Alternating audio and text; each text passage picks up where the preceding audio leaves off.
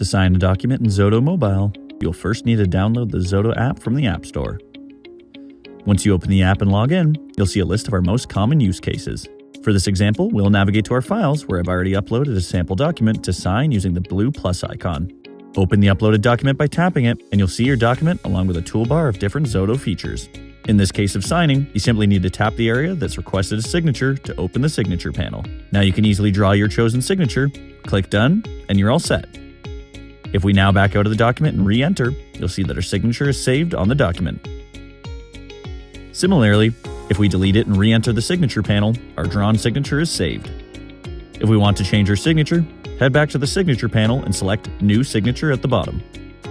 This time, instead of drawing, we'll swap to type. I'll just enter a generic name for this, and I'll also play around with the different font colors and types until I find one I like.